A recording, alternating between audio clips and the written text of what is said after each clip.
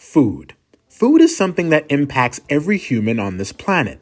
It's one of the few essential things we need to survive.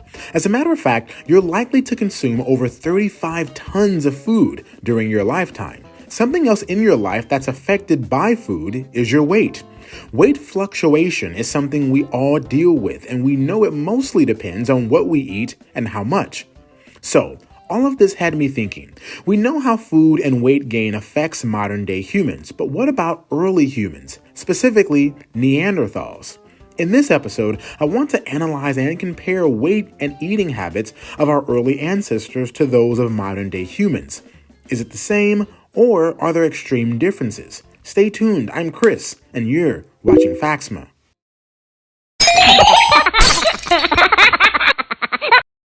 So, before we start, let's refresh our memories about our early ancestors. You see, Neanderthals were humans like us and are probably the closest ancient human relatives we have. Current evidence from both fossils and DNA suggests that Neanderthal and modern human lineages separated at least 500,000 years ago. The earliest known examples of Neanderthal-like fossils are around 430,000 years old, and the best known Neanderthals lived between about 130 and 40,000 years ago. Neanderthals evolved in Europe and Asia, while modern humans, our species, Homo sapiens, were evolving in Africa.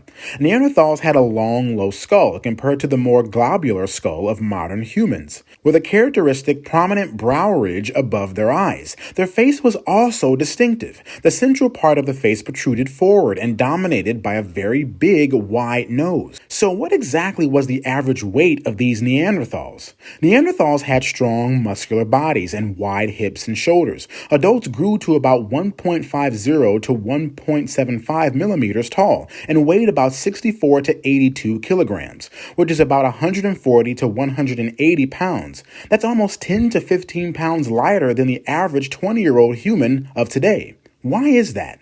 Well, let's look deeper. Until agriculture was developed around 10,000 years ago, humans as well as Neanderthals got their food by hunting, gathering, and fishing.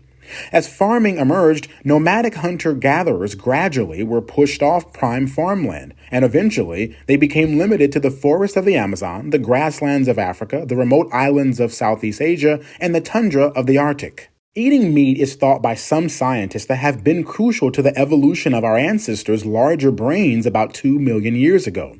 By starting to eat calorie-dense meat and marrow instead of the low-quality plant diet of apes, our direct ancestor, Neanderthals took in enough extra energy at each meal to help fuel a bigger brain. Digesting a higher-quality diet and less bulky plant fiber would have allowed these humans to have much smaller stomachs. The energy freed up as a result of smaller guts could be used by the greedy brain. Fast forward a couple of million years to when the human diet took another major turn with the invention of agriculture. The domestication of grains such as wheat, corn, and rice created a plentiful and predictable food supply, allowing farmers' wives to bear babies in rapid succession. Over the past decade, anthropologists have struggled to answer key questions about this transition. Was agriculture a clear step forward for human health, or in leaving behind our hunter-gatherer ways to grow crops and raise livestock, did we give up a healthier diet and stronger bodies in exchange for food security? So I think the answer lies with modern-day humans. The dietary guidelines for Americans states that the average American diet consists of excess sodium, saturated fat, refined grains, and calories from solid fats and added sugars. We also eat less vegetables, fruits, whole grains, dairy products, and oils than recommended.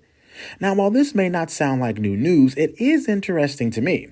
Sure, we know fast food chains serve foods high in calories, fat, sugars, and sodium, and they're low in vitamins and minerals. While these restaurants may contribute to the diet of the average American, I don't think that's the end-all be-all. Take a look at grocery stores here in America, for example. Nutritious foods like fresh fruits, vegetables, and lean meats are often more expensive than packaged foods. Packaged foods tend to contain higher amounts of sodium, refined grains, sugar, and unhealthy oils than recommended by the dietary guidelines for Americans. There are also more options when it comes to packaged foods. Whole aisles are dedicated to chips alone, while healthier options are limited to a smaller section of the store. So humans in America tend to eat more calories and less greens. But what about humans in other countries? Well, in Brazil, Brazilians are encouraged by the government to use less oil and condiments, as well as eat slower and in groups. In fact, eating slowly and with others can cause you to eat less and more mindfully. The French, on the other hand, have a different approach.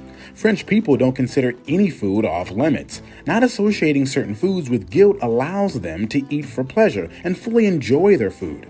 With that being said, French people are more satisfied with less food due to having higher quality products. In addition to bread, cheese, and wine, they often eat fish, chicken, and vegetable-filled stews. In China, diets are naturally high in fish, fresh vegetables, and broths. Green tea and rice are other Chinese and Asian staples that are usually included in meals. Beyond the food itself, the act of eating with chopsticks and putting food on smaller plates helps them to slow down and use portion control as they eat.